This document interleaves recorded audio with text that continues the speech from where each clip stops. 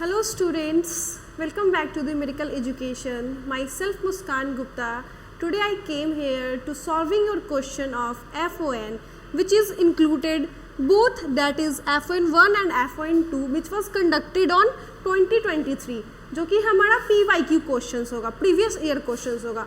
तो उसके अकॉर्डिंग हम लोग उसको क्वेश्चन को सॉल्व करेंगे और हम लोग देखेंगे कि कैसा क्वेश्चन का पैटर्न था। हम लोग इससे प्रैक्टिस कर सकते हैं जो आपके अपकमिंग एग्जाम्स है जो कि सेमेस्टर्स 2 में हमारे होने वाले हैं, FON 1 और FON 2 को दोनों को इंक्लूड करके उसमें देखेंगे कि क्वेश्चन में क्या पैटर्न है, कैसा क्वेश्चन का पैटर्न है, क्या क्वेश्चन का लेवल है, उसमें हम लोग किस तरह से आंसर को लिख सकते हैं, कैसे यूनिवर्सिटी एग्ज़ाम किस पैटर्न पे कंडक्ट करती है। तो हम लोग आज उसके बारे में अच्छे से देखेंगे, रिजॉल्व करेंगे जो भी हमारा क्वेश्चंस होगा। तो देखते हैं।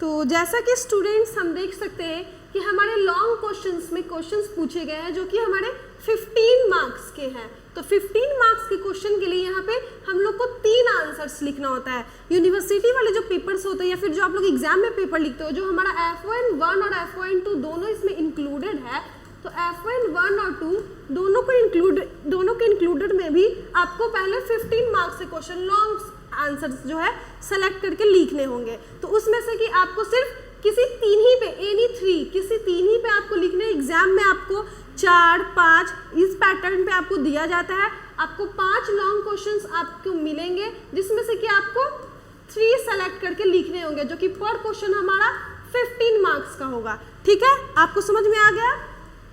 हमारे लॉन्ग क्वेश्चंस पूछे जाते हैं जिसमें कि 5 लॉन्ग क्वेश्चंस पूछे जाते हैं जिसमें से कि 3 हमको बनाना होता है और जो कि प्रत्येक क्वेश्चन हमारा 15 मार्क्स का होता है। ठीक है, तो हम लोग आज उसी पैटर्न पे बात करेंगे जिसमें कि हमारा फर्स्ट क्वेश्चन क्या है। हमारा फर्स्ट क्वेश्चन है define sleep, explain the various factors affecting sleep, discuss the stages of sleep and ways to promote rest and sleep. तो हम लोग इसको समझते हैं। पहले यहाँ पे बोल रहा है कि आप सोने की परिभाषा दीजिए, मतलब कि स्लीप को डिफाइन कीजिए। उसके बाद यहाँ पे बोला गया explain the various factors affecting sleep. ऐसे कौन कौन से फैक्टर्स है जो कि हमारे स्लीप के पैटर्न को डिस्टर्ब करते हैं या फिर अफेक्ट करते हैं। उसके बाद तीसरे क्वेश्चंस में discuss the stages of sleep and ways to promote rest and sleep. तो आपको क्वेश्चन समझ में आ गया। पहले डिफाइन करना है, फिर एक्सप्लेन करना है हमारे वेरियस फैक्टर्स को जो कि हमारे स्लीप का पैटर्न को अफेक्ट कर रहे थे,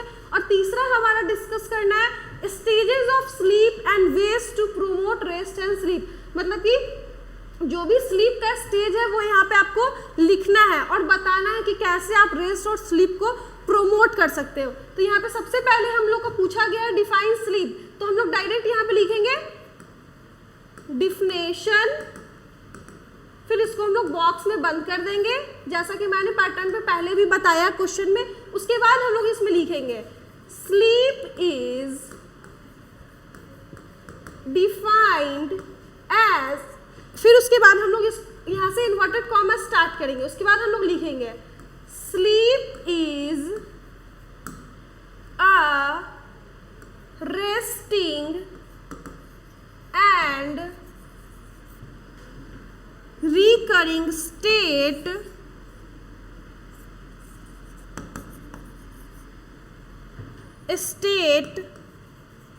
of rest in which our body and mind goes under processes in order to promote our health recovery।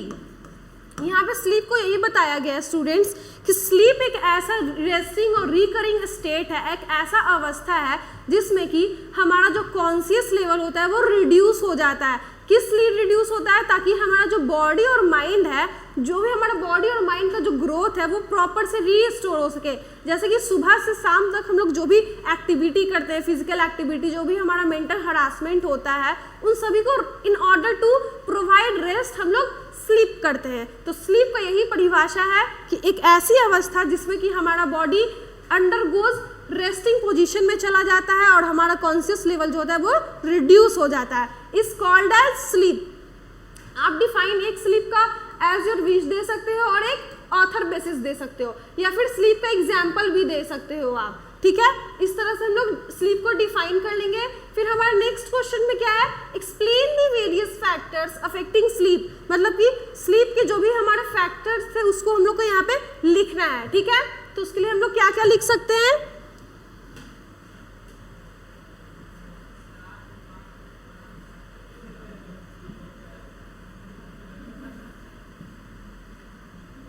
Various factors of sleep के लिए हम लोग एक, मैं बताई हूँ ना आप लोग को कि फ्लो चार्ट बनाना है, ठीक है।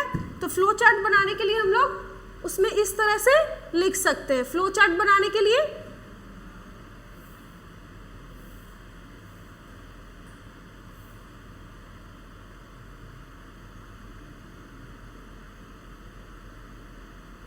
इसमें इस तरह से हम लोग फ्लो चार्ट बना सकते हैं, ठीक है। तो पहले फ्लो चार्ट, क्योंकि यहाँ पे बोल रहा है हम लोग को बताना है वेरियस फैक्टर्स, तो वेरियस फैक्टर्स के लिए हम लोग लिख सकते हैं यहाँ पे। पहले तो हम लोग हेडिंग में लिख देंगे following are the various factors affecting sleep. फिर इसको भी हम लोग क्या करेंगे स्टूडेंट्स? इसको भी हम लोग बादल में बंद कर देंगे। This is the pattern how you can right your paper in examination. इस तरह से आप लोग एग्जामिनेशन में अपना पेपर लिख सकते हो, जिसके लिए आप लोग पहले फ्लो चार्ट बना लोगे, फिर इसके अंदर हम लोग लिखेंगे वेरियस फैक्टर्स अफेक्टिंग स्लीप। आप लोग पूरा फुल फॉर्म लिख रहे हैं, ठीक है। मैं यहाँ पे शॉर्ट में डाल रही हूँ। फिर उसके बाद हम लोग 5-6 बादल बनाएंगे, जो भी हमारा फैक्टर्स होगा उनको इन सभी में डालना है, हम लोगों को लिखना है in the way of flow chart. हम लोग इसको फ्लो चार्ट में बनाएंगे, ठीक है स्टूडेंट्स। तो हमारा सबसे पहले वेरियस फैक्टर्स स्लीप को क्या क्या डिस्टर्बेंस कर सकता है हमारे स्लीप को? तो किसी भी तरह का इलनेस, एज, लाइफस्टाइल,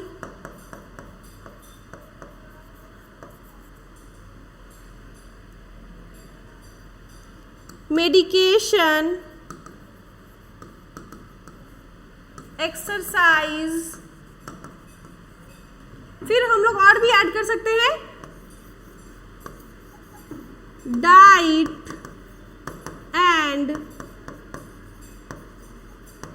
न्यूट्रिशन। तो this all are the factors which can affect our sleep, जो भी हमारे स्लीप को अफेक्ट कर सकते हैं। ये ऐसे इतने सारे फैक्टर्स हैं, जैसे कि medication, exercise, illness, age, diet and nutrition, lifestyle, ये सारे एक ऐसे फैक्टर्स हैं जो कि हमारे स्लीप को अफेक्ट करते हैं। उसके लिए आप लोग इसमें लिख सकते हैं, जैसा कि मैंने पहले बताया कि इलनेस, तो इलनेस में आप लोग, तो फिर इलनेस में आप लोग लिख सकते हैं किसी भी तरह का इलनेस, जैसे कि फॉर एग्जांपल अगर हम लोगों को बहुत ज़्यादा कफिंग हो रहा है तो उस केस में क्या होता है स्टूडेंट्स, हम लोग सो नहीं पाते, हमारा स्लीप पैटर्न डिस्टर्ब हो जाता है, फीवर आ जाता है, जिससे कि हमारा नॉर्मल बॉडी टेम्परेचर नहीं हो पाता है। तो उसी तरह से हम लोग 1 by 1 सारे पॉइंट्स को लिखेंगे, ठीक है।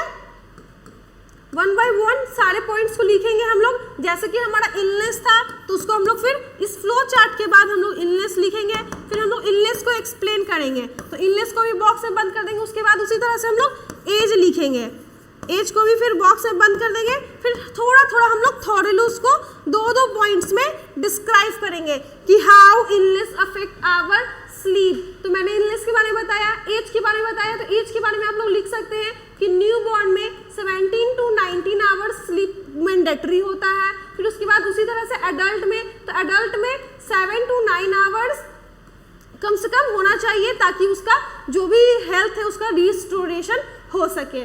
उसी तरह से हम लोग देख सकते हैं डाइट्स एंड न्यूट्रिशन। अगर हम लोग सही डाइट नहीं फॉलो करते स्टूडेंट्स, तो हमारे डाइट के कारण क्या होता है, हमारा स्लीप पैटर्न बहुत अफेक्ट करता है। अगर आप लोग स्टारवेशन में हो, भूख में हो, तो आपके उस केस में पेट का जो स्टमक में हो वो आपको स्टमक हर्ट हो सकता है, स्टमक अपसेट हो सकता है, या फिर आप ओवर ईटिंग ले लिए, ओवर डाइट कर लिए। अब अगर आप लोग ज़्यादा खा लिए तो उस केस में भी क्या होता है, कभी कभी जैसे कि एग्जाम्पल में आप अगर कभी टी, कॉफ़ी, बेवरेजेस ले लिए तो उस केस में क्या होता है, हमारा जो माइंड है वो स्लीप को स्टिमुलेट नहीं कर पाता है, क्योंकि वो सब एक ऐसा हमारा जो ईटिंग फैक्टर है जो कि हमारे स्लीप को डिस्टर्ब करता है। इसलिए हम लोगों को नाइट में ज़्यादा ओवर ईटिंग नहीं करना चाहिए। हम लोग को कहा जाता है ना, लाइट फूड कंज्यूम करिए।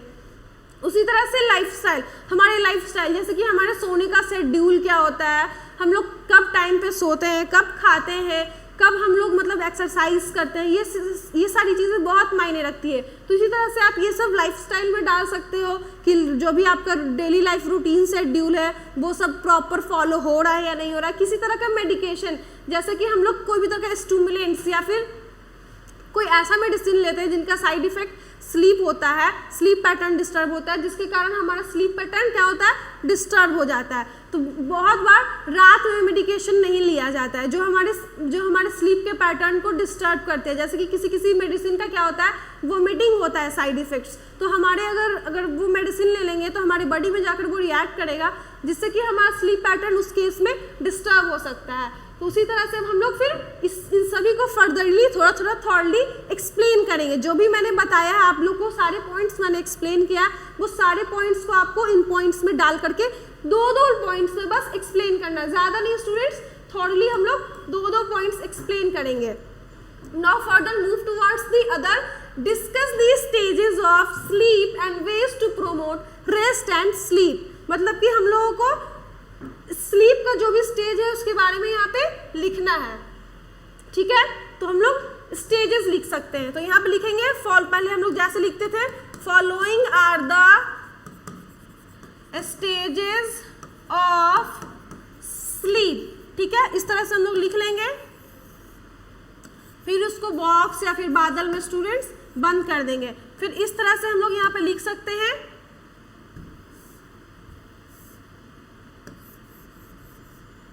एक होता है हमारा NREM और एक होता है हमारा REM। जैसा कि हम लोग यहाँ पे देख सकते हैं, एक नॉन रैपिड आई मूवमेंट होता है और एक हमारा रैपिड आई मूवमेंट होता है, ठीक है स्टूडेंट्स। तो इस तरह से हम लोग ऐसे टेबल बना सकते हैं, ठीक है। उसके बाद हम लोग यहाँ पे उसका फुल फॉर्म लिख देंगे, नॉन रैपिड आई मूवमेंट।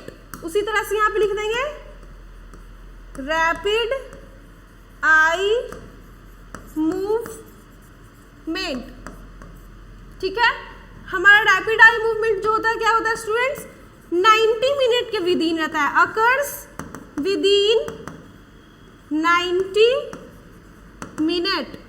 इसी में हमारा जो रैपिड आई मूवमेंट होता है, मोस्ट ऑफ ओनली इसी में हमारा ड्रीमिंग प्रोसेस अकर होता है, most of only dreaming takes place.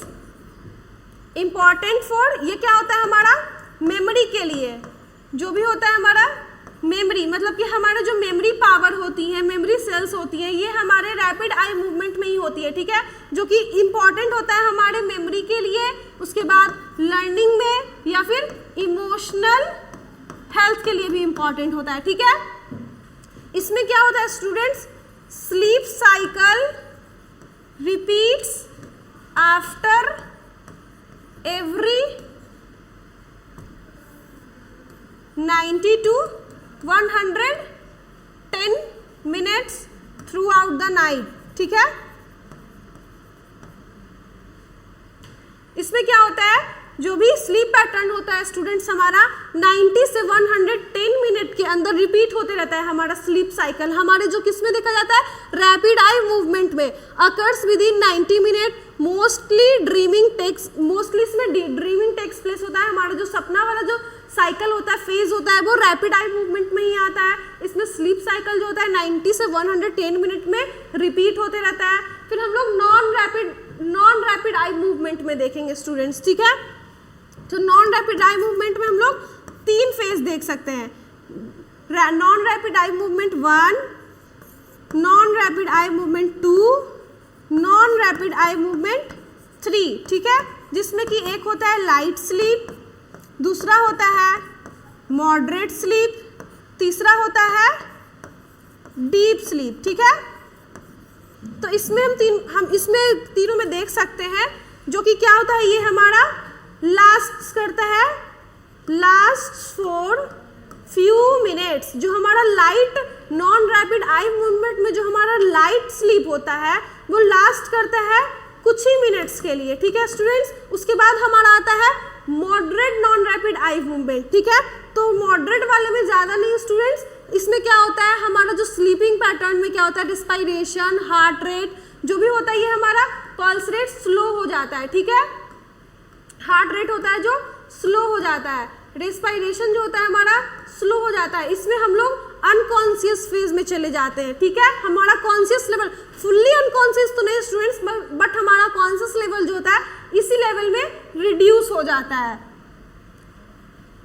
इसमें मैंने बताया था जो डीप स्लीप होता है वो एक तरह से हमारा इसी में ड्रीमिंग फेज भी होता है, इसी में REM भी होता है हमारा। ये क्या होता है, ये हमारे हेल्थ के रिस्टोरेशन के लिए, हमारे ब्रेन और हमारे बॉडी दोनों के लिए हेल्पफुल होता है। तो इस तरह से आप स्टेजेस को 1 by 1 जैसे कि मैंने अभी एक्सप्लेन किया है, आप लोग इसी तरह से लाइट लिख करके इसमें 2 पॉइंट्स लिख सकते हो जो भी मैंने अभी एक्सप्लेन किया है। फिर N2 में जो भी हमारा मॉडरेट स्लीप था उसमें 2 पॉइंट्स लिख सकते हो। फिर N3 में डीप स्लीप था उसमें आप लोग 2 पॉइंट्स नोट डाउन कर सकते हो। तो इस तरह से हम लोग स्टेजेस को डिफाइन कर सकते हैं in this way, rapid eye movement और नॉन रैपिड आई मूवमेंट। तो आप लोग एक बार थॉरली थोड़ा सा देख लीजिए कि किस तरह से करना है आप लोगों को। फिर हम लोग नेक्स्ट क्वेश्चन है हमारा, discuss the ways to promote rest and sleep. हम लोग रेस्ट एंड स्लीप को कैसे प्रोमोट कर सकते हैं, ठीक है। तो इसके लिए भी हम लोग पॉइंट्स लिख सकते हैं, following are the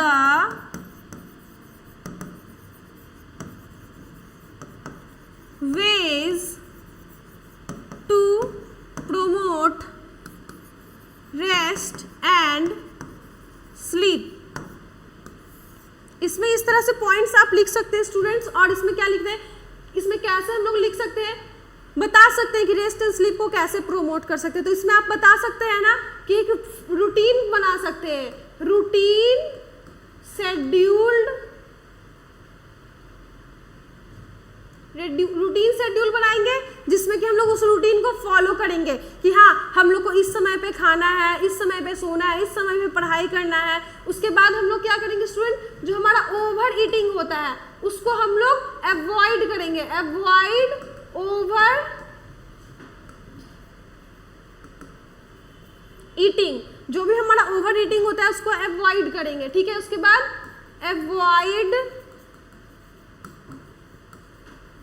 beverages like coffee, T, alcohol. हम लोग अल्कोहल, ये भी जो ये सब जो भी हमारा नशा पदार्थ है उसको हम लोग क्या करेंगे स्टूडेंट्स, अवॉइड करेंगे ताकि हमारा जो भी स्लीप का पैटर्न हो वो डिस्टर्ब ना हो, ठीक है। उसके बाद हम लोग नेक्स्ट में देखेंगे कि जो भी हम लोग स्टिमुलेंट्स लेते हैं, जैसे कि हम लोग पेन किलर वगैरह लेते हैं, वो सबको भी अवॉइड करेंगे। तो उसके बाद नेक्स्ट में हम लोग लिख सकते हैं, अवॉइड स्टिमुलेंट्स,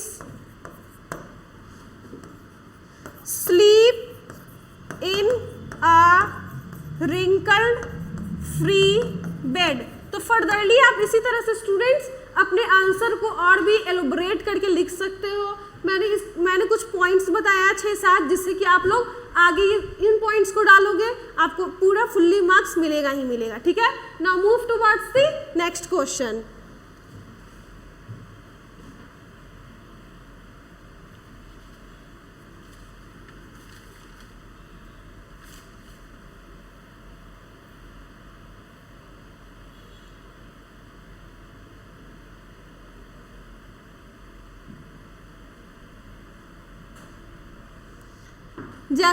जैसा कि इस क्वेश्चन में बोला गया है, list the principles related to oxygen administration.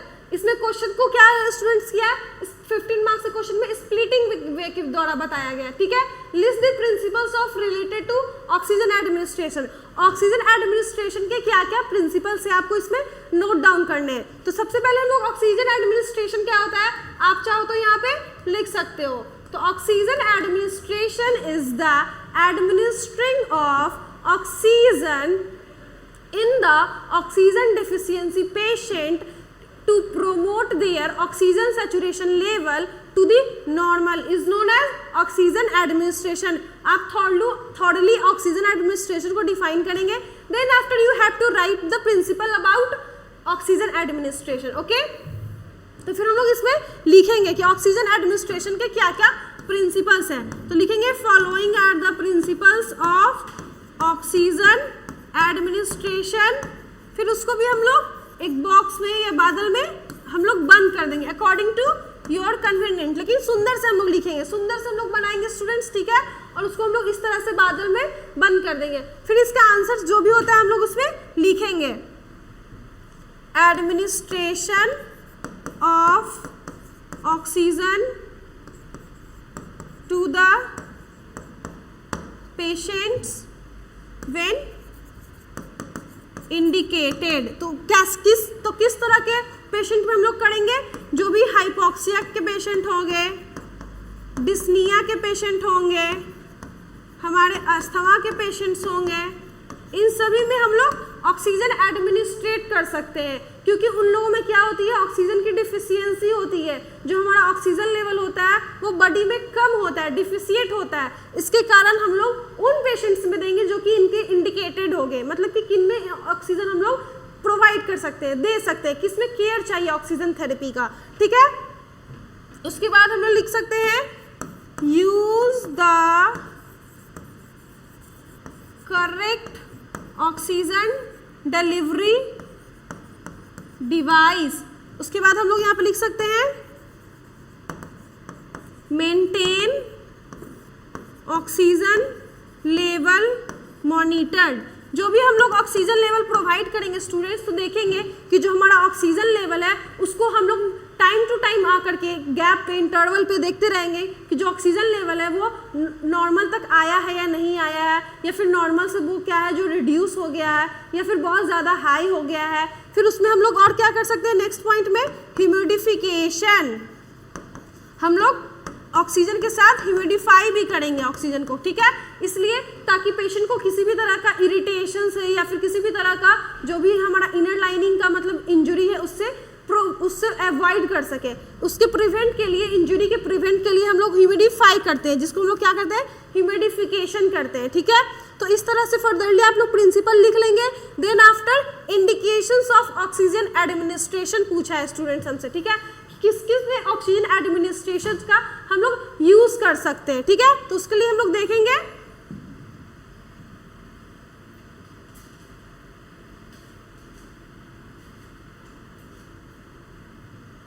तो उसमें हम लोग सबसे पहले लिखेंगे following are the indications of oxygen administration. फिर हम लोग इसमें फिर से क्या करेंगे स्टूडेंट्स, हम लोग इसमें फिर से एक फ्लो चार्ट बना सकते हैं, क्योंकि यहाँ पे पूछा गया कि किस किस में हम लोग ऑक्सीजन दे सकते हैं, क्या क्या ऑक्सीजन एडमिनिस्ट्रेशन का इंडिकेशंस है, ठीक है। तो इसके लिए हम लोग फ्लो चार्ट बनाएंगे, एक यहाँ पे लिख देंगे इंडिकेशंस फॉर ऑक्सीजन एडमिनिस्ट्रेशन, ठीक है। उसके बाद हम लोग इसका फ्लो चार्ट बनाएंगे। तो बहुत तरह का फ्लो चार्ट बना सकते हैं।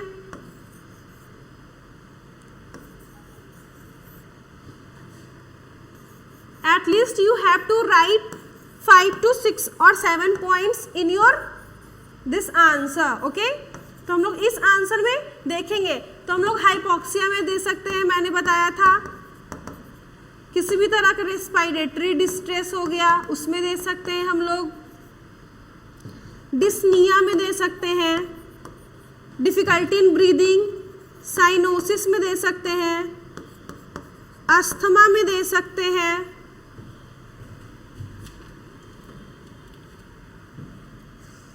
किसी भी तरह का कार्डियक इश्यू होता है उसमें दे सकते हैं, जैसे कि हम लोग कार्डियक अरेस्ट में दे सकते हैं। तो ये सब ऐसे कुछ फर्दर पॉइंट्स हैं जिसमें कि हम लोग ऑक्सीजन क्या करते हैं स्टूडेंट्स एडमिनिस्टर करते हैं in order to promote the oxygen saturation level in the body of the patients who are suffering from oxygen deficiency. ठीक है, इस तरह से हम लोग इसमें ऐड कर सकते हैं। Now move towards the third question, explain the methods and nursing responsibilities of oxygen administration. तो इसमें क्या पूछा गया है क्वेश्चन कि स्टूडेंट्स की कैसे हम लोग मतलब ऑक्सीजन जब देते हैं तो उस दौरान कौन कौन सा नर्सिंग रिस्पॉन्सिबिलिटी होना चाहिए, किस तरह से हम लोग उसमें ऑक्सीजन को एडमिनिस्टर कर सकते हैं। तो हम लोग अब देखते हैं इसमें क्या लिखते हैं।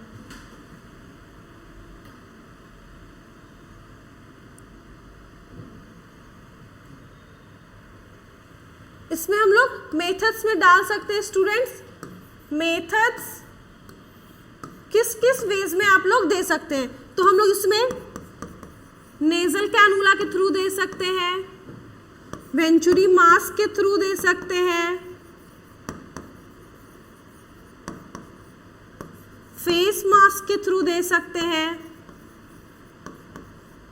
उसके बाद हम लोग अगर पेशेंट वेंट पे है तो उसमें भी हम लोग वेंटिलेशन पे भी क्या करते हैं स्टूडेंट्स, ऑक्सीजन प्रोवाइड करते हैं। ठीक है, इसमें देखा जाता है कि आप किस किस वेज से आप लोग ऑक्सीजन प्रोवाइड कर सकते हो depending upon the severity of disease condition. Disease condition के सिवियरिटी पे हम लोग मेथड यूज करते हैं कि अगर ज़्यादा अगर उसको दिक्कत है तो हम लोग venturi mask, face mask use करते हैं विथ ह्यूमिडिफायर। उसके बाद अगर लाइट है वो अगर उसको कंडीशन ठीक होया जा सकता है तो हम लोग उसमें नेजल कैनुला भी दे सकते हैं। तो इस तरह के कुछ मेथड्स है जिसको आप लोग फर्दरली लिख सकते हो हम लोग इस आंसर में। ठीक है, अब इसमें क्या क्या नर्सिंग रिस्पॉन्सिबिलिटी है तो स्टूडेंट्स हम लोग देखेंगे कि ऑक्सीजन एडमिनिस्ट्रेशन के टाइम क्या क्या नर्सिंग रिस्पॉन्सिबिलिटी हो सकती है।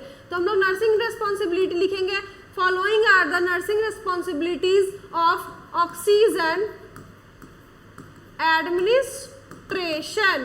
तो क्या क्या नर्सिंग रिस्पॉन्सिबिलिटी हो सकती है। तो सबसे पहले हम लोग क्या करेंगे, provide the positioning, provide the, हम लोग सबसे पहले पेशेंट को पोजीशन प्रोवाइड करेंगे। ठीक है, प्रोवाइड दी पोजीशनिंग। उसके बाद हम लोग जो भी हमारा स्टराइल मेथड होता है वो यूज करेंगे। तो use sterile method to prevent from infection. जो भी हम लोग इन्फेक्शन होता है उससे हम लोग बचने के लिए स्टराइल मेथड यूज करेंगे। ठीक है, उसके बाद हम लोग क्या पेशेंट पे अप्लाई कर रहे हैं, before applying the procedure you have to, before applying the procedure you have to explain the patient। आपको पेशेंट को एक्सप्लेन करना होगा कि आप उसके ऊपर क्या प्रोसीजर अप्लाई करने वाले, उससे क्या उसको होगा, क्योंकि पेशेंट तभी आपके इंटरेक्ट करेगा और इंटरेक्ट के बाद आपकी वो बात सुनेगा। अदरवाइज वो कभी कभी क्या होता है उसको वो नोच के उखाड़ करके फेंक देता है। आप लोग बहुत सारे पेशेंट्स में देखेंगे वो इरिटेट होकर के क्या करते हैं, जो भी हमारा फेस मास्क होता है, कैनुला होता है, उसको हटा देते हैं, इरिटेट हो जाते हैं। तो अगर आप पहले लगाने से पहले पेशेंट्स को एलोबरेट करते हो, बताते हो, तो उस केस में पेशेंट उस चीज़ को अंडरस्टैंड करता है और उस चीज़ को रहने देता है। मतलब परसिस्टेंटली आप उसको उसके यूज से उसको बेहतर रिजल्ट मिल जाता है। ठीक है, नाउ हम लोग इसमें क्या कर सकते हैं, ह्यूमिडिफायर प्रोवाइड करेंगे। ठीक है, ताकि जो भी पेशेंट का इरिटेशन है उसको हम लोग प्रिवेंट कर सकते हैं। ठीक है, उसके बाद हम लोग और क्या यहाँ पे बोल सकते हैं, पेशेंट को बोलेंगे हमारे आसपास सराउंडिंग में जो भी गंदगी है उसको साफ करने के लिए। ठीक है, उसके बाद हम लोग और क्या बोल सकते हैं, इसमें जो भी हमारा पेशेंट का जो बेड एरिया है, जो भी वहाँ पे डस्टिंग वगैरह उसको हम लोग क्लीन करते रहेंगे। एक अच्छा वेंटिलेशन प्रोवाइड करेंगे ताकि पेशेंट को ईजिली सांस लेने में प्रॉब्लम ना हो। After this oxygen therapy procedure हम लोग पेशेंट को बोल सकते हैं कि आप योगा करें, मेडिटेशन करें, जो भी एरोबिक एक्सरसाइज है वो पेशेंट्स कर सकते हैं। तो इस तरह से आप नर्सिंग रिस्पॉन्सिबिलिटी एग्जाम्स में नोट डाउन कर सकते हो। Now move towards the other question that is also the long one.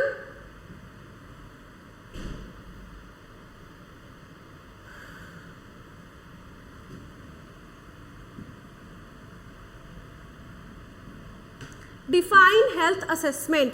Health assessment की परिभाषा दीजिए। तो हेल्थ असेसमेंट क्या है, जैसा कि मैंने आपको बताया स्टूडेंट्स, एक डिफाइन आपको खुद से लिखना है और एक डिफाइन आपको ऑथर की बेसिस पे। अगर डिफाइन पूछे then you have to define, आपको डिफिनेशन ही राइट डाउन करने हैं, ठीक है। तो पहले हम लोग लिखेंगे health assessment is defined as, उसके बाद इन्वर्टेड कॉमा स्टार्ट करेंगे, लिखेंगे it is the assessment of evaluating, diagnosing and serving care to the patients who are ill and get infected from any kind of disease in order to promote, prevent and rehabilitate the disease is known as rehabilitate the health is known as health assessment। हम लोग health assessment में क्या करते हैं, patients के health के patient का जो भी इलनेस होता है उसको हम लोग इवेल्युएट करते हैं, उसको हम लोग देखते हैं, परसीव करते हैं कि क्या किस किस तरह का पेशेंट को प्रॉब्लम आ रहा है जिसके कारण पेशेंट आपके पास आया है, आपके मेडिकल हेल्थ सेटअप पे विजिट किया है। उसके अकॉर्डिंग फिर हम लोग उसका असेसमेंट करेंगे, इवेल्युएट करेंगे, डायग्नोस करेंगे, जो भी डिजीज़ कंडीशन होगा उसके अकॉर्डिंग हम लोग उसको सजेस्ट करेंगे, इंटरवेंशन करेंगे, प्लानिंग करेंगे, उसके बाद हम लोग उसको ट्रीटमेंट देंगे। Then after we will see the outcomes of the treatment, that is your health assessment. उसके बाद हम लोग इसका डिफाइन कर देंगे। उसके बाद हम लोग लिखेंगे right the purposes of health assessment. तो हेल्थ असेसमेंट का क्या क्या पर्पज है इसमें लिखना है, ठीक है। तो इसके लिए हम लोग एक फ्लो चार्ट बनाएंगे, ठीक है। तो फ्लो चार्ट में हम लोग सबसे पहले एक इस तरह से बादल बना सकते हैं, या फिर आप चाहो तो इसका वन लाइनर भी लिख सकते हो, क्योंकि ये जस्ट 3 स्प्लिटिंग वे है। तो ये 2 मार्क्स का होता है, ये 6 मार्क्स का होता है, ये 7 मार्क्स का होता है, दैट इज योर 15 मार्क्स। तो इसमें आप लिख सकते हो हेल्थ असेसमेंट का क्या क्या पर्पज है। तो to maintain the normal health of the patient. उसके बाद और क्या लिख सकते हैं इसमें, पहले लिख देंगे following are the purposes of health assessment. उसके बाद हम लोग लिखेंगे इसमें to maintain the health condition of the patients. उसके बाद हम लोग इसमें क्या करेंगे स्टूडेंट्स, ऑब्जर्व करेंगे। ऑब्जर्वेशन मतलब कि हम लोग देखेंगे पेशेंट्स का क्या स्किन का कलर है, पेशेंट का क्या मतलब कि जो भी स्किन वगैरह है, आई वगैरह है, उसका क्या डिस्कलरेशन वगैरह तो नहीं हुआ है। हम लोग चेक करेंगे कि बॉडी पे किसी भी तरह का इंजरी या फिर मार्क तो नहीं है। वो सारे हम लोग किस में ऑब्जर्वेशन मेथड में आएंगे, ठीक है। उसके बाद हम लोग क्या करेंगे, प्लान करेंगे, नर्सिंग इंटरवेंशन प्लान करेंगे। प्लान नर्सिंग इंटरवेंशन, जो भी मतलब हमारा जो ये हेल्थ असेसमेंट में इसमें जो भी हम लोग केयर दिए हैं उसके लिए हम लोग देखेंगे कि किस किस तरह का उसमें हम लोग प्लान वगैरह जो बनाए हैं, जो भी हमारा हेल्थ असेसमेंट है उसके अकॉर्डिंग मतलब किस किस तरह का हम लोग केयर प्रोवाइड कर सकते हैं, ठीक है। और भी इसमें लिख सकते हैं students, to relieve from the severity of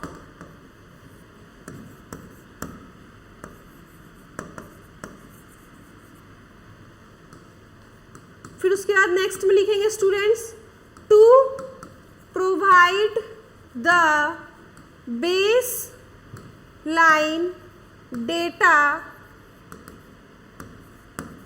of future comparison. जो भी हम लोग मतलब कि बेसलाइन डेटा है उसको हम लोग मेंटेन करेंगे। जो भी हमारा वाइटल साइंस वगैरह होगा उसको हम लोग असेस करेंगे, चेक करेंगे कि वो नॉर्मल वगैरह है या नहीं। जस्ट इसको हम लोग जो हेल्थ असेसमेंट दे रहे हैं स्टूडेंट्स, उसका क्या मकसद है, to evaluate the effectiveness of care to the patients. मतलब कि हम लोग उससे हेल्थ असेसमेंट के थ्रू इवेल्युएट कर सकते हैं कि हम लोग इफेक्टिव केयर दिए हैं या नहीं दिए पेशेंट को। जो भी पेशेंट का हेल्थ है उसमें इफेक्टिव केयर को प्रमोट करने के लिए हेल्थ असेसमेंट देते हैं। Now move towards the question number C, explain the methods of performing health assessment. Health assessment का क्या क्या मेथड होता है, तो उसको हम लोग फर्दरली देखेंगे स्टूडेंट्स।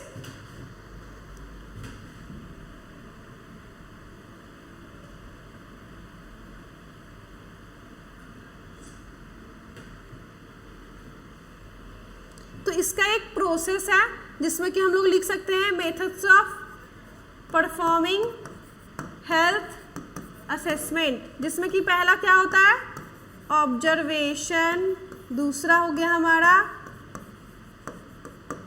इंटरव्यू, तीसरा हो गया हमारा इंस्पेक्शन, फिर हमारा चौथा हो गया पैल्पेशन, पांचवा हो गया हमारा परकशन, छठा हो गया हमारा स्टूडेंट्स ऑस्कल्टेशन।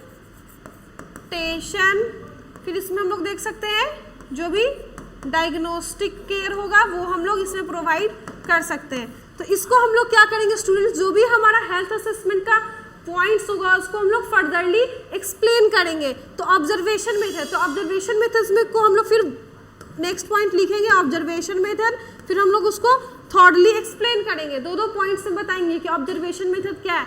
तो ऑब्जर्वेशन एक ऐसा मेथड है, एक ऐसा प्रोसेस है जिसमें कि नर्स क्या करती है, nurse observe the patient health care, उसमें क्या क्या देखती है, स्किन का डिस्कलरेशन वगैरह देखती है, किसी भी तरह का बॉडी पे इंजरी है या नहीं है वो सब देखती है। उसके बाद हम लोग इंटरव्यू मेथड से हम लोग पेशेंट को वर्बली पूछते हैं कि आपको क्या प्रॉब्लम है, आपको सांस लेने में तकलीफ हो रही है, कहाँ बॉडी पे दर्द हो रहा है, कहाँ दर्द नहीं हो रहा है। इंटरव्यू मेथड में हम लोग जो भी पेशेंट का पास्ट हिस्ट्री, प्रेजेंट हिस्ट्री होता है वो सब हम लोग इसमें डाटा कलेक्ट करते हैं इंटरव्यू मेथड के द्वारा। फिर हमारा आता है इंस्पेक्शन, हम लोग पेशेंट को इंस्पेक्ट करते हैं, जज करते हैं कि आपको किसी भी तरह का कोई प्रॉब्लम हुआ था कभी या फिर इस डिजीज से ये हो सकता है।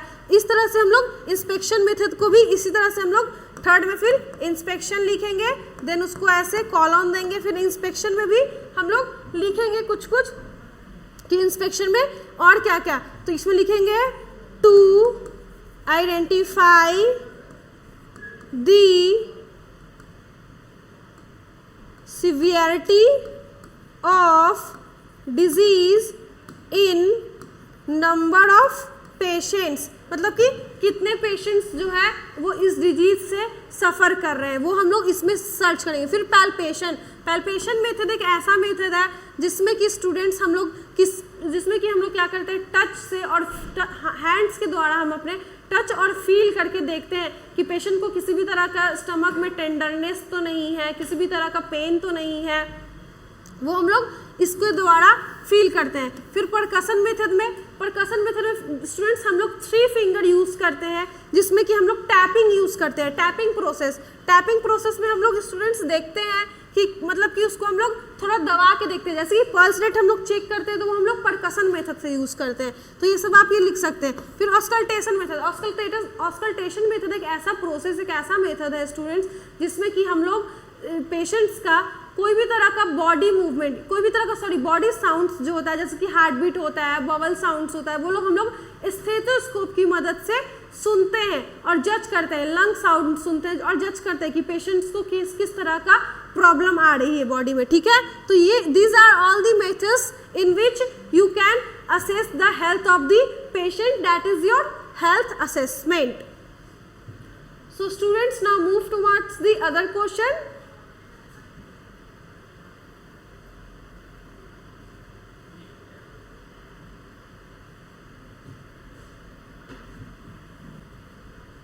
तो इसमें क्या बोला गया students, write a note on the principles of bed making, principles of documentation and qualities of nurse. इसमें बोला गया कि बेड मेकिंग के प्रिंसिपल्स को यहाँ पे लिखना है और जो भी नर्स का क्वालिटीज होता है in order to bed making उसको यहाँ पे नोट डाउन करना है। तो बेड मेकिंग क्या है, तो bed making is an organizing and making a comfortable space or providing space to the patient in order to give comfort is known as bed making. तो बेड मेकिंग के principles में हम लोग कुछ लिख सकते हैं कि क्या, मतलब कि प्रिंसिपल्स में कुछ लिख सकते हैं, लाइक कि प्रिंसिपल्स लिखना है कि बेड मेकिंग के क्या क्या सिद्धांत हो सकते हैं। तो एक अच्छा बेड मेकिंग का क्या क्या सिद्धांत हो सकता है, उसको हम लोग लिख सकते हैं following are the principles of bed making. तो यहाँ पे क्या लिख सकते हैं, to make the bed wrinkled free.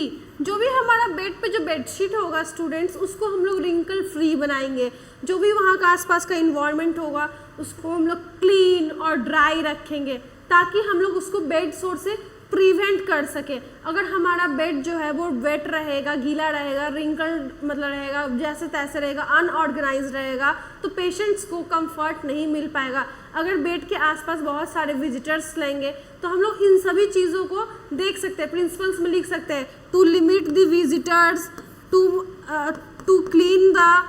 Clean around the bed of the patients in the hospital. उसके बाद हम लोग इसमें लिख सकते हैं स्टूडेंट्स कि जो भी मतलब कि साउंड होगा, नॉइज होगा, उसको हम लोग अवॉइड कर सकते हैं। तो these are following the principles you can write in the principles of bed making।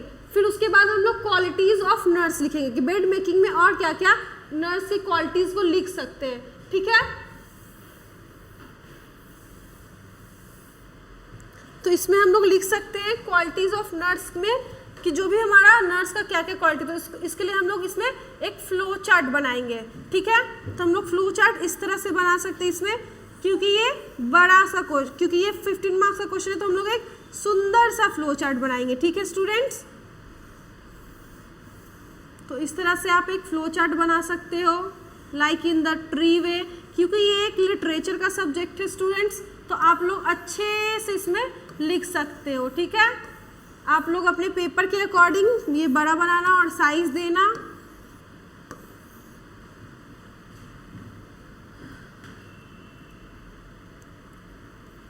तो यहाँ पे लिख सकते हैं जेंटलनेस,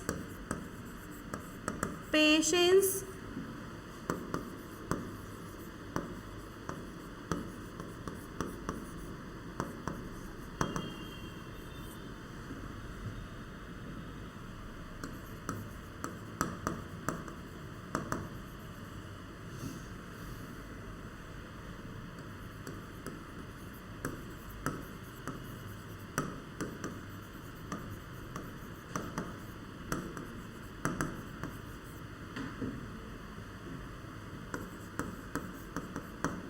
तो ये आप फ्लो चार्ट के थ्रू देख सकते हैं कि ये फॉलोइंग आर द, मैंने कुछ नर्सिंग रिस्पॉन्सिबिलिटी बताई है स्टूडेंट्स, जो कि बेड मेकिंग यानी कि पेशेंट को जब हम लोग रेस्ट प्रोवाइड कर रहे होंगे तो उस दौरान हम लोग ये हम लोग उसको केयर दे सकते हैं, और उस टाइम हम लोग का ये रिस्पॉन्सिबिलिटी होगा कि हम लोग नर्स को इस तरह से केयर प्रोवाइड कर सकते हैं। तो हम्बलनेस से पेशेंट्स का जो भी प्रॉब्लम होगा उसको हम लोग हम्बलनेस से ट्रीट करेंगे।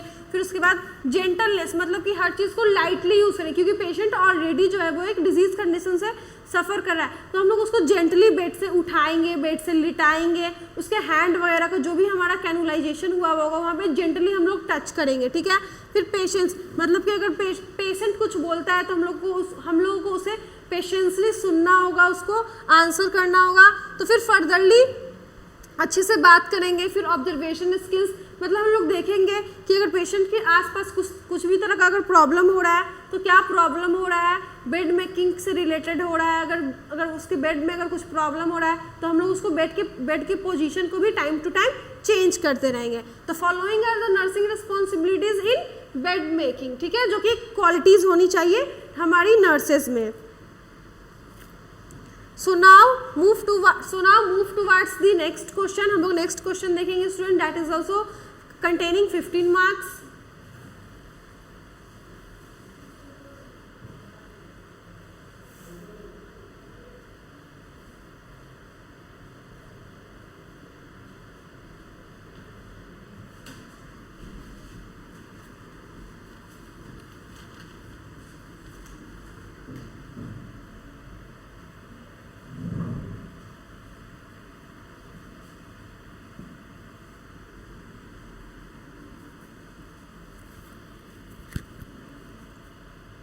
तो हम लोग इस क्वेश्चन में देखेंगे स्टूडेंट्स क्या पूछा गया है। डिफाइन क्वालिटी अश्योरेंस,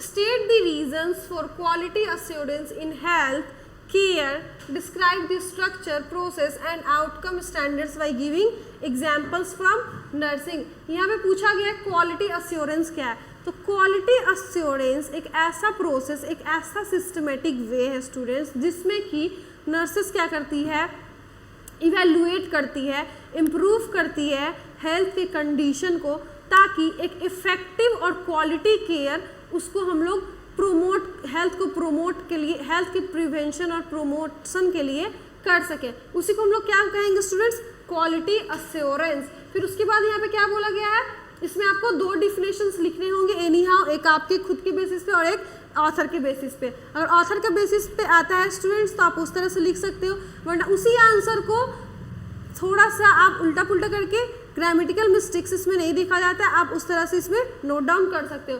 फिर state the reasons for quality assurance in health care, ऐसे कुछ कुछ रीजंस बताने हैं आपको जिससे कि क्वालिटी केयर पेशेंट्स को मिल सके। तो हम लोग इसके लिए लिखेंगे following are the reasons for quality assurance in health care. इसके लिए हम लोग पहला में क्या लिखेंगे, to improve the quality of patient care, to ensure patient safety, to ensure patient outcomes. इसके बाद हम लोग लिख सकते हैं टू इंश्योर दी पेशेंट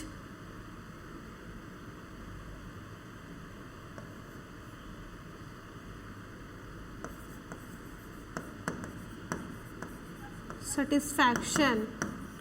जो भी मतलब कि हम लोग बता रहे थे रीजंस, हम लोग को इसमें रीजंस बताना है कि हेल्थ असेसमेंट जो है कैसे,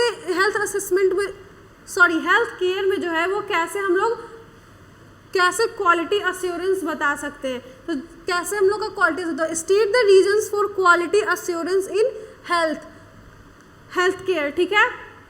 तो उसमें हम लोग बता सकते हैं to maintain the quality of patient care, to improve, मतलब कि हम लोग जो भी पेशेंट का क्वालिटी केयर होगा उसको इम्प्रूव करने के लिए देते हैं। To ensure patient safety, patients के सेफ्टी के लिए हम लोग देते हैं। फिर टू इंश्योर पेशेंट आउटकम्स, मतलब कि पेशेंट का जो भी आउटकम्स है उसको हम लोग इंश्योर करते हैं। फिर to ensure the patient satisfaction, patient fully satisfaction है या नहीं, सेटिस्फाई है या नहीं, ये सारे रीजंस है जो कि हम लोग देख सकते हैं हेल्थ केयर में क्वालिटी अश्योरेंस के रिगार्डिंग, ठीक है। Now describe the structure, process and outcome standards by giving examples from nursing। तो इसके लिए हम लोग एक थोड़ा सा थॉरली एक चार्ट बनाएंगे, ठीक है स्टूडेंट्स।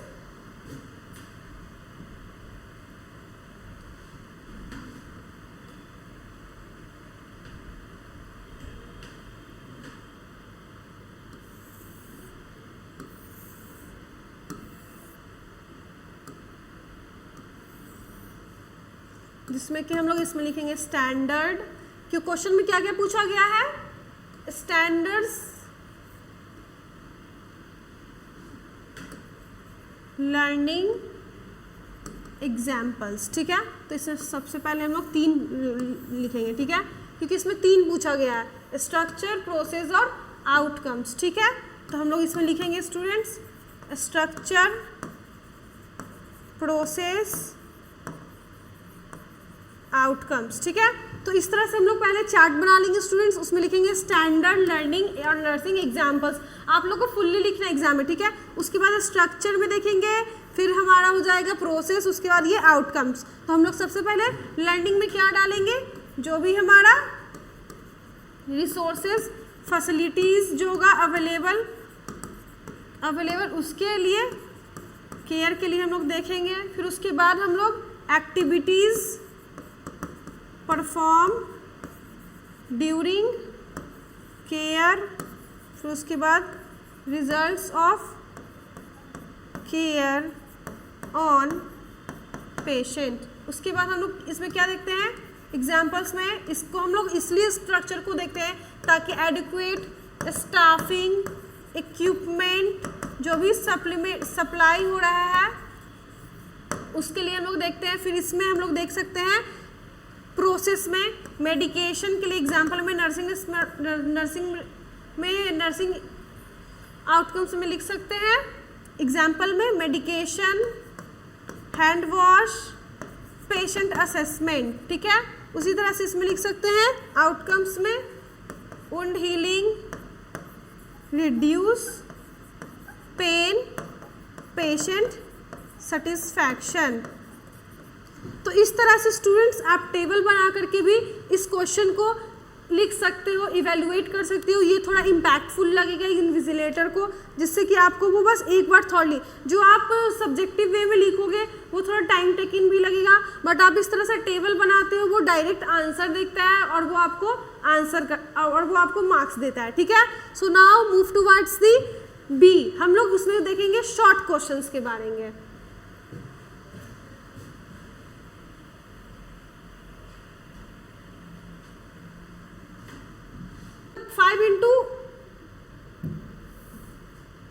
5 मार्क्स का हमारा क्वेश्चन होता है जिसमें कि आपको एक या दो टॉपिक डालना होता है, ठीक है।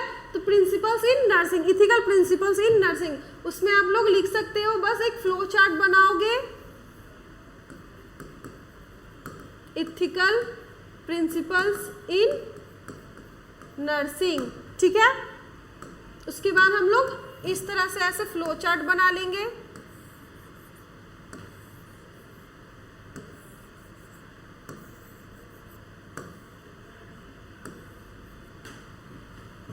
इसमें हम लोग लिखेंगे बेनिफिशियरीज, नॉन मैलिफिशियंस,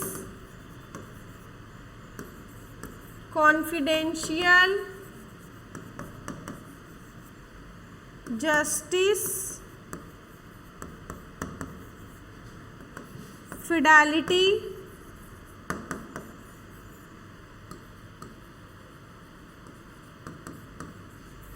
वेरासिटी, फिर यहाँ पे लिख सकते हैं ऑटोनॉमी, फिर काइंड, ठीक है। तो these are the ethical principles in nursing, जिसमें कि आप लोग बता सकते हो कि ये सारे नर्सिंग का जो भी होता है इथिक्स होता है, मतलब कि हम लोग जो नर्सेज होते हैं ये सारे हम लोगों का क्या है, हम लोग का इथिक होना चाहिए। मतलब ये सब हम एक नर्स में, क्वालिफाइड नर्स में, डिग्निफाइड नर्स में होना चाहिए, जो कि कॉन्फिडेंशियल होना चाहिए। मतलब कि वो नर्स और पेशेंट के बीच जो भी बात हुई है, कम्युनिकेशन हुई है, उन सभी को सीक्रेट रखना है। जस्टिस, मतलब कि अगर उस पेशेंट के साथ कुछ गलत हुआ है तो आपको उसके साथ न्याय दिलाना होगा एज अ एडवोकेट बन के, जो कि आप लोग qualities of role of nurse में पढ़े होंगे। उसके बाद फेडिलिटी, मतलब कि हम लोग को पेशेंट के साथ फेथफुल रहना होगा। वेरासिटी, इसका मतलब कि पेशेंट से हम लोग को झूठ नहीं बोलना है। टेल द ट्रूथ, हम लोग को पेशेंट को सच बताना है उसकी बीमारी के बारे में। हमेशा काइंड नेचर में रखना है। ऑटोनॉमी, मतलब कि जो भी पेशेंट आपको जो भी बताएंगे वो खुद से बताएंगे, आप बहुत ज़्यादा फोर्स नहीं करेंगे पेशेंट्स को। So these are the ethical principles in nursing, how you can write one by one and explain thoroughly. जो भी मैंने अभी आपको एक्सप्लेन किया है कि कॉन्फिडेंशियल का मतलब क्या होता है, वेरासिटी का मतलब क्या होता है, आप सभी को वन बाय वन लिखना है और उसके बाद एक्सप्लेन करना है। Now move towards the other question.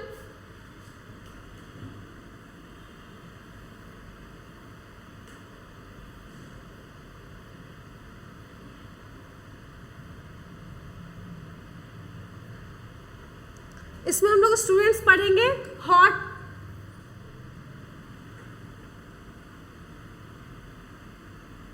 इसमें हम लोग स्टूडेंट्स पढ़ेंगे हॉट एंड कोल्ड एप्लीकेशन के बारे में। तो हम लोग ऐसे बीच से डिफाइन कर देंगे, हॉट एंड कोल्ड एप्लीकेशन में हम लोग डिफाइन करेंगे। तो कुछ नहीं, बस 5 मार्क्स का है तो आपको 5 पॉइंट्स लिखने होंगे, ठीक है। तो हम लोग सबसे पहले हॉट एप्लीकेशन के बारे में लिखेंगे। तो हॉट एप्लीकेशन किस चीज़ में यूज़ होता है? तो हॉट एप्लीकेशन हमेशा स्टूडेंट क्रॉनिक कंडीशन में यूज करते हैं, ठीक है, और ये हमेशा एक्यूट कंडीशन में यूज करते हैं, ठीक है। उसके बाद हम लोग हॉट एप्लीकेशन में इसमें लिख सकते हैं क्या स्टूडेंट्स, हॉट एप्लीकेशन में, उसके बाद हम लोग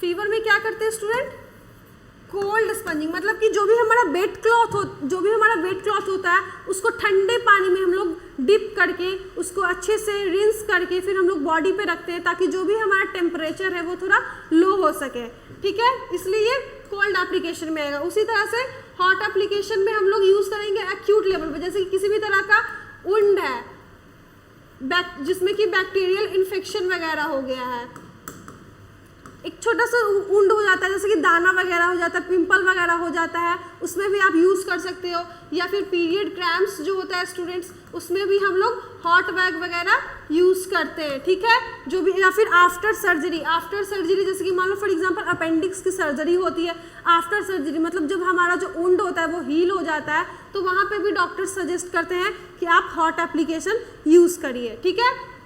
तो these are the common differences between hot and cold application.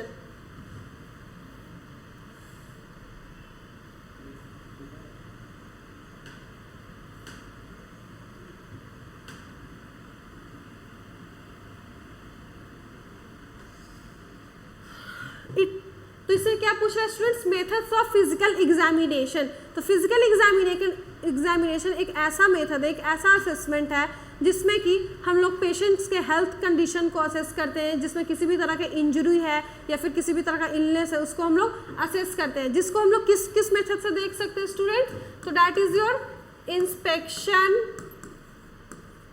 दूसरा हो गया हमारा पैल्पेशन, तीसरा हो गया हमारा परकशन, चौथा हो गया हमारा ऑस्कल्टेशन। इन सभी को फिर स्टूडेंट्स हम लोग फर्दरली एक्सप्लेन करेंगे कि इंस्पेक्शन एक ऐसा प्रोसेस है जिसमें कि हम लोग किसी भी डिजीज़ को इंस्पेक्ट करते हैं, बॉडी के कलर को, डिस्कलरेशन को, बॉडी का कहीं पार्लर तो नहीं है, वो सब हम लोग देखते हैं। फिर पैल्पेशन में हम लोग स्टूडेंट्स स्किन को मतलब कि टच करके फील करके, जैसे कि फीवर को होता है हम लोग टच करके फील करके वार्मनेस जो होता है वो हम लोग डिटेक्ट करते हैं। फिर उसके बाद परकशन में क्या होता है, हम लोग 3 फिंगर से स्टूडेंट्स बॉडी में जो हमारा होता है इस तरह से हम लोग उसको थोड़ा सा टैपिंग करके देखते हैं, लाइक हम लोग हार्ट रेट वगैरह इसमें चेक करते हैं। फिर ऑस्कल्टेशन मेथड एक ऐसा मेथड है स्टूडेंट्स जिसमें कि हम लोग स्टेथोस्कोप से किसी भी बॉडी के साउंड को हर्ड करते हैं, जैसे कि लंग साउंड हो गया, हार्ट साउंड हो गया, बॉवेल साउंड हो गया, जो कि हमारे स्टमक में होता है उसको हम लोग हर्ड करते हैं, that is your auscultation method. Now come to the principles of body mechanism.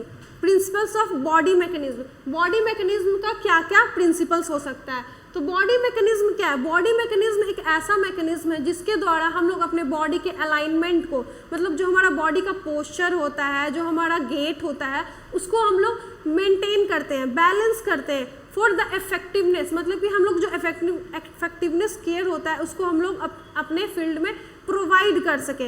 इसके प्रिंसिपल्स में हम लोग लिख सकते हैं to maintain the good body posture in order to give the care to the patient. उस मतलब कि अगर आप लोग अच्छे से अगर अपीयर्ड नहीं रहोगे, फिजिकल अपीयरेंस हमारा अगर मेंटेन नहीं रहेगा, गुड पोस्चर नहीं रहेगा, तो क्या आप एक अच्छा इफेक्टिव केयर दे सकते हो? नहीं दे सकते हो। उसी के लिए हम लोग यहाँ पे बॉडी मैकेनिज्म होता है जिसके प्रिंसिपल्स में हम लोग लिख सकते हैं to maintain the good balance between body and mind. Okay, फिर उसके बाद हम लोग नेक्स्ट में और क्या क्या डाल सकते हैं इसमें, कि इसमें हम लोग और लिख सकते हैं अवॉइड ट्विस्टिंग द बॉडी। इसमें बॉडी वगैरह जो उसको ट्विस्ट जो भी होगा हमारा उसको अवॉइड कर सकते हैं, अवॉइड ट्विस्टिंग द बॉडी। ये सब किस में आएगा स्टूडेंट्स, हमारा बॉडी मैकेनिज्म के प्रिंसिपल्स में। अब हम लोग नेक्स्ट क्वेश्चन में देखते हैं उसके बाद वाइटल साइंस। ठीक है, तो वाइटल साइंस एक ऐसा मेजरमेंट है जिससे कि हम लोग बॉडी के कंडीशन को देख सकते हैं, बॉडी का जो भी बेसलाइन डेटा होता है उसको हम लोग कलेक्ट कर सकते हैं, उसको हम लोग देख सकते हैं। जैसे कि हमारा क्या होता है टेम्परेचर, पल्स, रेस्पिरेशन, बीपी। तो इन सभी में मैंने आपको बताया कि टेम्परेचर एक ऐसा बॉडी का वार्मनेस है जिसको हम लोग डिटेक्ट कर सकते हैं, जिसको हम लोग थर्मोमीटर से वार्मनेस को हम लोग चेक कर सकते हैं। टेम्परेचर जो हमारा नॉर्मल बॉडी टेम्परेचर होता है वो हमारा normal body temperature 98.6 degree Fahrenheit होता है। पल्स जो होता है, रेस्पिरेटरी रेट जो पल्स रेट जो होता है हमारा वो 72 to 100 बीट पर मिनट होता है। उसके बाद रेस्पिरेशन जो भी inhalation of oxygen and exhalation of carbon dioxide is known as respiration, जो कि 16 और 17 से जो भी होता है 20 ब्रीथ पर मिनट। बीपी, बीपी क्या होता है हमारा 120/80। फिर इसको भी आप लोग को डिफाइन करना है, मैंने बहुत बार बीपी का डिफिनेशन बताया, आप लोग इसमें लिख सकते हो।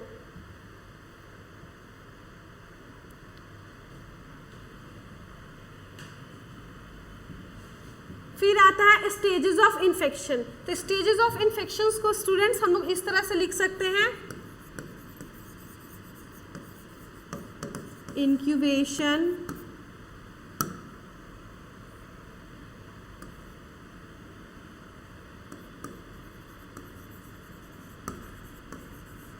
प्रोड्रोमल, इलनेस, डिक्लाइन, फिर कोवैलेंसेस। ठीक है, तो इसमें हम लोग इंक्यूबेशन मतलब कि the time of microorganism enter into our body and show the symptoms is known as our incubation. Prodromal, prodromal क्या होता है, जो भी मतलब कि डिजीज कंडीशन के पहले जो भी हमारा एक्यूट साइन एंड सिम्टम्स होता है स्टूडेंट्स, वो हमारा इसी फेज में होता है। और इलनेस में क्या होता है, हमारा जो डिजीज कंडीशन होता है वो पूरा हावी हो जाता है। फिर डिक्लाइन, जब हम लोग इलनेस फेज में ट्रीटमेंट देते हैं तो उसके बाद हमारा जो भी हमारा मतलब इलनेस होता है वो धीरे धीरे छूटने लगता है, उसके बाद वो डिक्लाइन फेज में आता है। फिर कोवैलेंसेस, कोवैलेंसेस का मतलब होता है रिकवरी स्टेट, मतलब कि इस स्टेट में पूरा जो हमारा हेल्थ होता है वो रिकवर कर जाता है। तो स्टूडेंट्स इसमें देखेंगे कि इसमें क्या बोला गया, answer right notes on any 5, आपको किन्हीं 5 पर लिखना है। ठीक है, तो इसमें पहला क्वेश्चन क्या पूछा गया है हमारा स्टूडेंट, इन्फेक्शन कंट्रोल। तो इन्फेक्शन कंट्रोल एक ऐसा प्रोसेस है, एक ऐसा प्रोसीजर है जिसमें कि हम लोग क्या करते हैं, हम लोग पेशेंट को बताते हैं कि किसी भी तरह का कम्युनिकेशन डिजीज़ हो गया जैसे कि ट्यूबरक्लोसिस वगैरह हो गया, तो उसमें आप प्रिकॉशंस ले सकते हैं जिससे कि क्या होगा, हमारा इन्फेक्शन जो भी कंटामिनेशन होगा हमारा वो प्रिवेंट हो सकता है। उसी को हम लोग क्या बोलेंगे, इस कंटामिनेशन जो भी हमारा होगा, जो भी हमारा गंदगी होगा, उसको कंट्रोल करने के ऑर्डर को हम लोग क्या बोलेंगे, इन्फेक्शन कंट्रोल। जिसमें आपको 2 डिफिनेशंस लिखना है, एक आपको खुद के बेसिस पे और एक आपके ऑथर के बेसिस वाला आप लोग लिख सकते हो। ठीक है, उसके बाद हम लोग देखेंगे एक दूसरा question, care of rubber goods. ठीक है, तो what are the care of rubber goods. तो रबर गुड्स हमारा क्या है, तो रबर गुड्स एक केयर ऑफ रबर गुड्स एक ऐसा मतलब कि डिवाइस है जो कि मेडिकल सेटअप में यूज़ होता है, जैसे कि जो भी हमारा ये हॉट बैग वगैरह हो गया, जो भी हमारा ट्यूबिंग्स हो गए, जो भी हमारा ग्लव्स वगैरह हो गया, इन सभी में हमारा रबर का यूज़ होता है। यहाँ पे गुड्स का मतलब प्रोडक्ट बोला गया है, तो केयर ऑफ रबर गुड्स उसको हम लोग क्या करते हैं, आफ्टर यूज और बिफोर यूज स्टरलाइजेशन प्रोसेस में करते हैं। ठीक है, उसी को यहाँ पे बोला गया केयर ऑफ रबर गुड्स। तो इसको आप लोग एग्जाम में इस वे में लिख सकते हो कि रबर गुड्स में क्या क्या आता है, डिवाइसेस एग्जाम्पल्स में आप लिख सकते हो, hot bags, gloves, tubings, Macintosh etcetera. तो इस तरह से आप लोग लिख सकते हो। फिर उसके बाद ब्लड प्रेशर, ब्लड प्रेशर का डिफाइनेशन मैंने बहुत बार बताया। तो ब्लड प्रेशर क्या है, blood pressure is the pressure in which pressure exerted on the wall of blood vessels and arteries is known as blood pressure। जो भी हमारे आर्टरी या फिर ब्लड वेसल के बॉल पे जो प्रेशर पड़ता है उसको हम लोग ब्लड प्रेशर बोलते हैं, जिसका नॉर्मल हम लोग क्या लिख सकते हैं, 120/80 mm ऑफ Hg। यूनिट लिखना is very important. Now come to the different question. Define nursing. Nursing क्या है, तो नर्सिंग एक ऐसा प्रोसेस है, एक ऐसी प्रक्रिया है जिसमें कि एक क्वालिफाइड डिग्निफाइड नर्स क्या करती है, केयर प्रोवाइड करती है इल्ड पीपल को या फिर जो भी सफ़र कर रहे हो डिजीज़ कंडीशन से, उसको नर्स केयर प्रोवाइड करती है in order to promote, prevent and rehabilitate the health, उसको हम लोग नर्सिंग बोलते हैं। फिर दूसरा हम लोग देख सकते हैं illness, define illness. Illness is the state of, illness एक मतलब कि बीमारी एक ऐसी अवस्था है जिसमें कि एक आदमी का, इंडिविजुअल का जो भी मेंटल, फिजिकल, सोशल और इमोशनल हेल्थ जो होता है वो डिस्टर्ब रहता है, जिसके कारण वो अपने नॉर्मल एक्टिविटी डेली लाइफ को परफॉर्म नहीं कर पाता है, जिससे कि इलनेस काउज होता है। That is your illness. उसमें लिख सकते हैं आप लोग फीवर, पेन एक्सेट्रा कुछ भी। उसके बाद हम लोग लिखते हैं नर्सिंग डायग्नोसिस। नर्सिंग डायग्नोसिस एक नर्सिंग प्रोसेस का ऐसा प्रोसेस है जिसमें कि नर्स क्या करती है, डिजीज को डायग्नोस करती है। जैसे कि फॉर एग्जांपल उसको अगर फीवर आ रहा है तो उसमें क्या लिखेंगे students, altered body temperature due to increase WBC count due to pyrexia, उसमें ये सब आप एग्जाम्पल डाल सकते हो। That is your nursing diagnosis. उसके बाद हम लोग देखते हैं student what is preoperative. It is not perioperative students, it is preoperative. ये आपका क्वेश्चन में थोड़ा सा गलत लिखा हुआ है, ठीक है, आपको यहाँ पे प्री ऑपरेटिव नर्सिंग। तो students this is how can you evaluate your question paper, how can you right the question. आप मैं आपको जिस पैटर्न में बताई हूँ आप इस पैटर्न में क्वेश्चन पेपर को लिख सकते हैं। मैं आपको जितना भी फर्दरली बताई हूँ, प्रीवियसली बताई हूँ, आप सभी को एक साथ एक वीडियो में देख करके आप लोग इन सभी से प्रैक्टिस कर सकते हो। मैंने जो प्रीवियस क्वेश्चन में भी बताया है, मैं इस क्वेश्चन में बताई, हमारा जो भी मतलब वीडियोस है उस सभी में आप देखेंगे हमारा एक ही पैटर्न है। मैं आपको सारे में पैटर्न बताई हूँ कि आप किस तरह से लिख सकते हैं, कैसे आंसर्स लिख सकते हैं, क्या लिख सकते हैं, आप उनसे आप अपने आंसर्स को क्रॉस मैच कीजिएगा। इन सभी आंसर से आप सीख सकते हैं कि क्या क्वेश्चन का लेवल होता है एग्जाम में, जो कि आप लोग सोच सकते हो। आप अपना थिंकिंग प्रोसेस को एक्सप्लोर कर सकते हो कि हाँ इस तरह का क्वेश्चन हमारे नेक्स्ट क्वेश्चन में आने वाला है, क्योंकि प्रीवियस ईयर का क्वेश्चन इस पैटर्न पे था। तो आप लोग इस तरह से क्वेश्चन वगैरह अटेंड कीजिएगा। Thank you students for watching my class.